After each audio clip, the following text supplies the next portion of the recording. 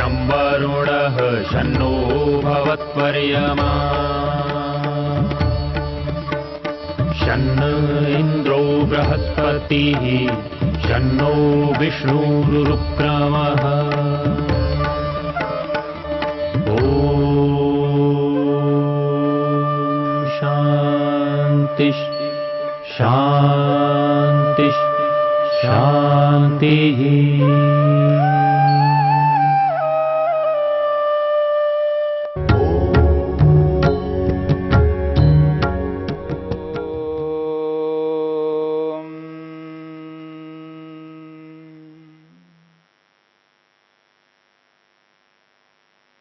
विशोका वा ज्योतिष्मति, इस सूत्र को लेकर के विचार चल रहा है।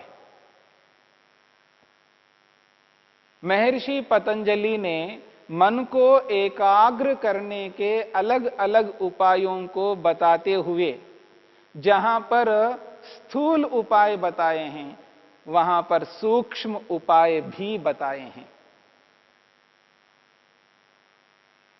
और सूक्ष्म उपायों में यह सूत्र है विशोका वा ज्योतिष्मति।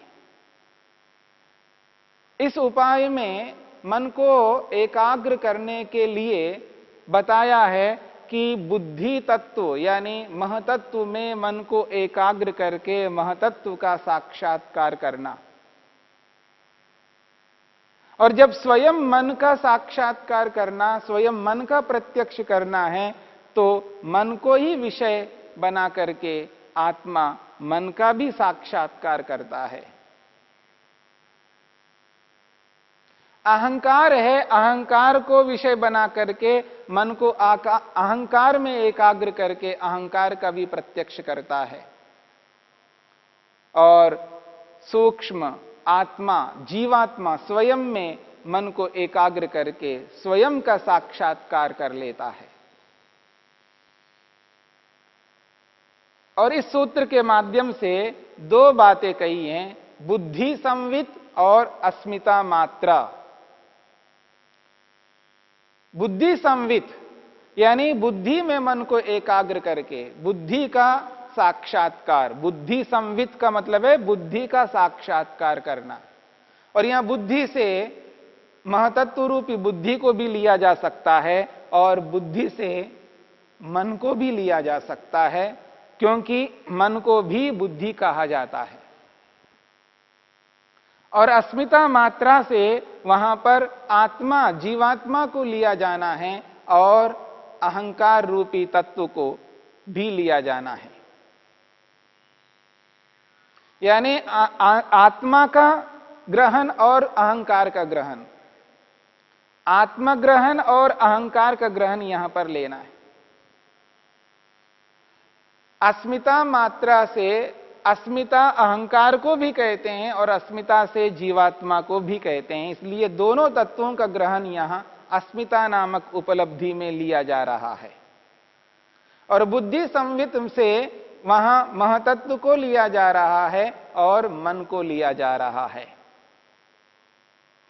जब महतत्व का साक्षात्कार निर्णय करने के यंत्र का साक्षात्कार होता है और मन का साक्षात्कार होता है, अहंकार रूपी यंत्र का जिसके माध्यम से आत्मा स्वयं की अनुभूति करती है, उस अहंकार रूपी तत्व का साक्षात्कार और स्वयं जीवात्मा का साक्षात्कार, इन चार सूक्ष्म पदार्थों का साक्षात्कार जब आत्मा कर लेता है, तो उस स्थिति में आत्मा को स्पष्ट अनुभूति होती है, मैं कैसा हूं, मन कैसा है, अहंकार कैसा है और निर्णय करने का यंत्र महतत्व किस रूप में है। जब चारों पदार्थों का सूक्ष्मता से उसको बोध होता है, प्रत्यक्ष होता है, उस स्थिति में यथार्थ जब सामने आ जाता है, तब व्यक्ति को एहसास होता है, मैं तो ऐसा हूं, मन तो ऐसा है। मन जड़ पदार्थ है, साधन है, स्वतः स्वयं नहीं जा सकता इधर उधर, ले जाने वाला मैं हूं। मैं खुद मन को ले जाता हूं, अपनी इच्छा से ले जाता हूं।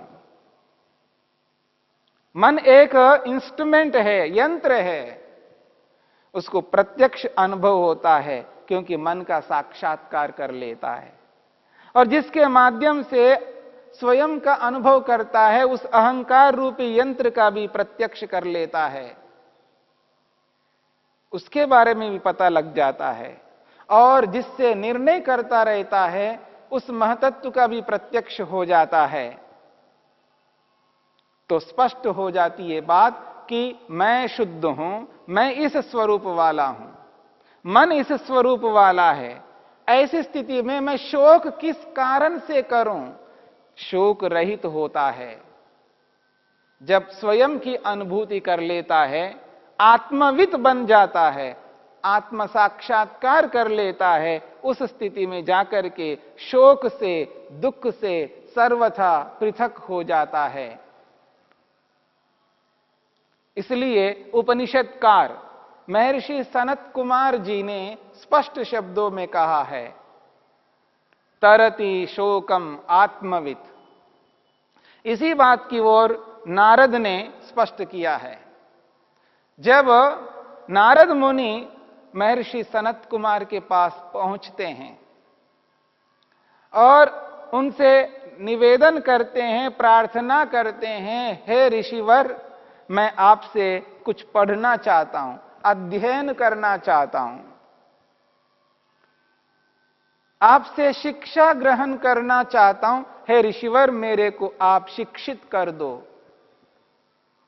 परंपरा रही है, विद्यार्थी जब आता है तो वो क्या जानता है उसके बारे में जानकारी पहले कर लिया जाता है, उसके बाद में उसकी योग्यता के अनुसार उसको पढ़ाया जाता है, जो आज भी होता है। जब स्कूलों में बच्चों को ले जाते हैं तो उनका परीक्षण किया जाता है, उसकी परीक्षा की जाती है, उसके आधार पर उस विद्यार्थी को लेना न लेने का निर्णय किया जाता है। लेने न लेने का निर्णय उसकी परीक्षा के अनुरूप किया जाता है। तो ठीक इसी प्रकार पहले भी करते थे। तो महर्षि सनत कुमार ने पूछा नारद जी से, आपने अब तक क्या जाना, क्या पढ़ा लिखा? तो मुनि जी ने कहा है, सब कुछ पढ़ा हूं मैं। ऋग्वेद, यजुर्वेद, सामवेद, अथर्ववेद, ये विद्या वो विद्या, सारी विद्याएं गिना दी। कोई ऐसी विद्या बची नहीं थी जिसको उन्होंने नहीं पढ़ा हो। सारी विद्याओं को पढ़कर के फिर आए हैं सनत कुमार के पास में, फिर भी पढ़ना चाहते हैं, सीखना चाहते हैं। तो ऋषिवर क्या कहते हैं? वो कहते हैं, अब मैं क्या पढ़ाऊं आपको, आपने तो सब कुछ पढ़ लिया है, पढ़ाने योग्य कुछ विद्या बची नहीं है, क्या पढ़ा सकता हूं मैं? नारद मुनि कहते हैं, वो कहते हैं, भगवन सोऽहं भगवा सोऽहं भगवो मंत्रविदेवास्मि न आत्मवित्। सोऽहं भगवो मंत्रविदेवास्मि न आत्मवित्। वह मैं भगवान, हे ऋषिवर, मैं तो मंत्रविद हूं, मैंने मंत्रों को पढ़ा, शब्दों को पढ़ा, न आत्मविद, मंत्रों के अर्थों को जाना नहीं, समझा नहीं, मैं आत्मविद नहीं बना। मंत्रविद एव अस्मि, मैं मंत्रविद हूं, मंत्रों को जानता हूं, न आत्मविद, आत्मा को नहीं जानता हूं। मंत्र की जो आत्मा है, यानी मंत्र का जो अर्थ है, अर्थात जिन जिन शब्दों को पढ़ा हूं, उन शब्दों का जो अर्थ है, उस अर्थ रूपी आत्मा को जाना नहीं, केवल शब्दों को पढ़ा हूं। इसलिए वो कहते हैं, मंत्रविद एव अस्मि न आत्मविद। श्रुतम ही एव में, श्रुतम ही एव में भगवद दृशेभ्य तरति शोकम आत्मविद। वो कहते हैं, हे ऋषिवर, मैंने आप जैसे महापुरुषों से, आप जैसे ऋषियों से सुना हूं, आप जैसे लोगों से मैंने सुना है, तरति शोकम आत्मविद, जिसने आत्मा को जाना, जिसने अर्थ को जाना वह शोकम तरति, वो तो शोक से तर जाता है, दुख से तर जाता है, पीड़ा से, कष्ट से, क्लेशों से तर जाता है। तरति शोकम आत्मवित सो अहम भगवा शोचामि। नारद मुनि कहते हैं सो अहम भगवः शोचामि, मैं तो शोकग्रस्त हूं, मैं तो दुखी हूं, संतप्त हूं, पीड़ित हूं। इतने बड़े विद्वान नारद मुनि ये कह रहे हैं महर्षि सनत कुमार जी से, कह रहे हैं हे परमेश्वर, जैसे हम ईश्वर के साथ दुखी होकर, कष्ट होकर के हम विलाप करते हैं, हे जगदीश्वर मैं तो बहुत दुखी हूं, मेरे दुखों को दूर करो। जैसे हम ईश्वर से प्रार्थना करते हैं ध्यान के काल में, जप के काल में, ऐसे ही एक मुनि ऋषि के सामने अपनी आंतरिक स्थिति को बता रहे हैं। तरति शोकम आत्मविद, जिसने आत्मा को जाना, अर्थ को जाना, वो शोक से तर जाता है। सो अहम भगवः शोचामि, मैं तो शोकग्रस्त हूं, मैं तो दुखी हूं। वो कहते हैं तम मां भगवान शोकस्य पारम तारयतु। हे ऋषिवर, उस मुझ आत्मा को शोकस्य पारम तारयतु, इस शोक से तरा दो, इस शोक से मेरे को पार करा दो। मैं इस दुख सागर में नहीं रहना चाहता हूं,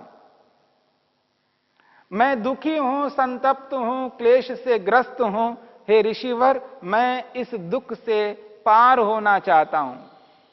तम मां भगवान शोकस्य पारम तारयतु। जब सनत कुमार जी ने नारद मुनि की इस बात को सुना, तब सनत कुमार जी को स्पष्ट प्रतीति हुई, हां, इसने जो भी विद्या पढ़ी है केवल शब्द को जाना है, अर्थ को नहीं जाना है, इसलिए यह व्यक्ति शोकग्रस्त है। इस बात को एहसास करके महर्षि सनत कुमार जी नारद जी से कहते हैं, क्या कहते हैं? वो कहते हैं तम हा उवाच यद्वै किंच एतद अद्यगिष्ठाः नाम एव एतद। महर्षि सनत कुमार जी कहते हैं तम हा उवाच, नारद मुनि जी से कहते हैं यद्वै किंच एतद अद्यगिष्ठाः। हे नारद जी, नहीं, हे नारद जी, आपने जो कुछ भी पढ़ा है, यद्वै किंचा एतद अद्यगिष्ठा, जो कुछ भी आपने पढ़ा है, नाम एव एतद, ये तो नाम है। नाम कहते हैं शब्द को, नाम नामी, वाचक वाच्य। तो यहां कहा जा रहा है नाम एव एतद, आपने जो कुछ भी पढ़ा वो तो नाम है, वो तो शब्द है,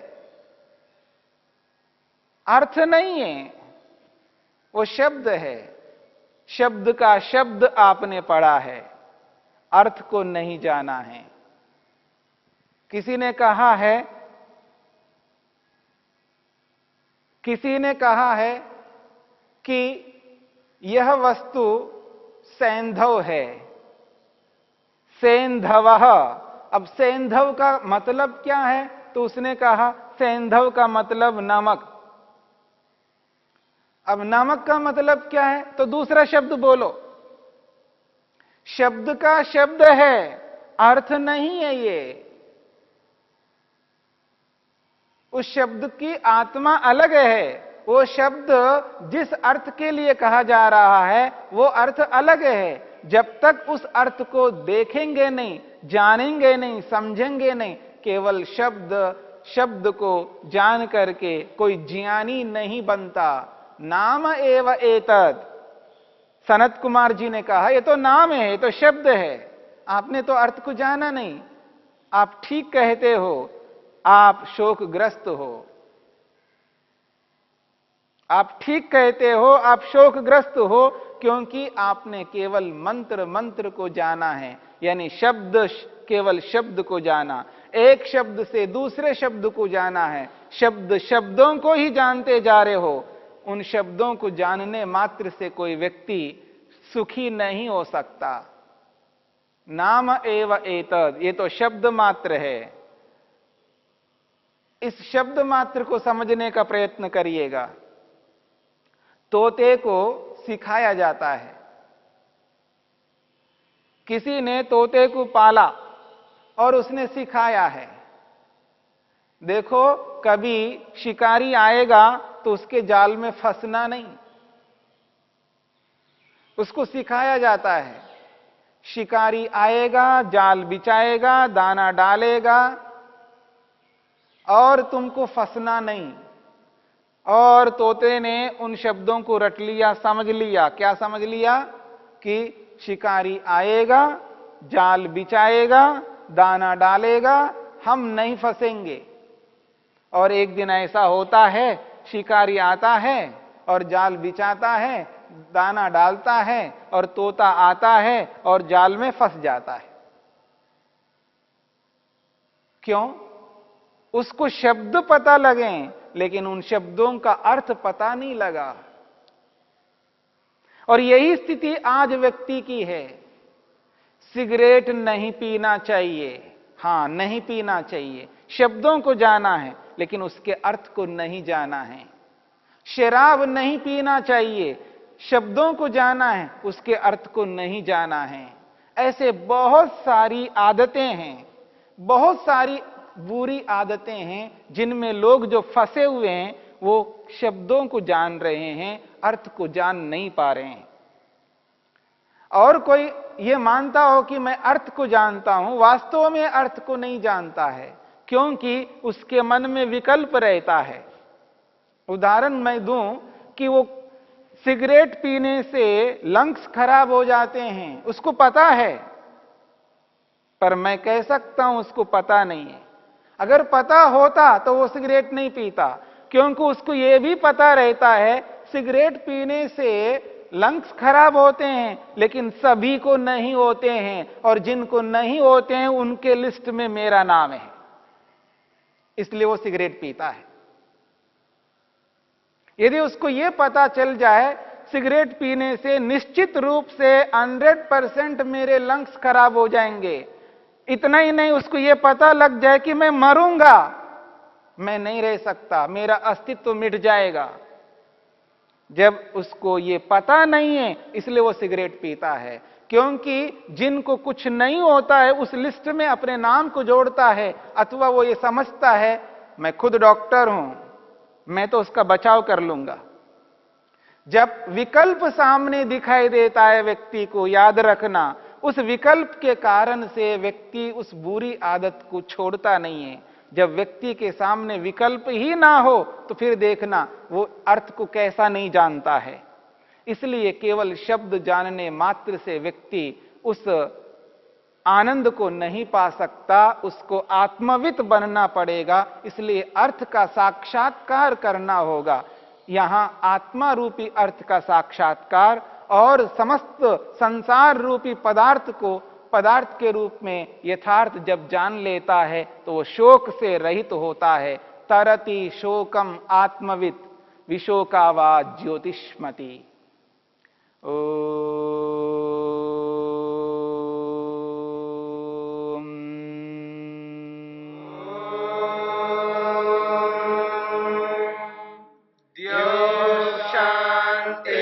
शांतिरंतरिक्षं शांतिर्पृथिवी शांतिरापः शांतिरोषधयः शांतिः वनस्पतयः शांतिर्विश्वे देवा शांतिर्ब्रह्म शांति सर्वं शांति शांतिरेव शांति क्षमा शांतिरेधि। ओम शांति शांति शान्ति शान्तिः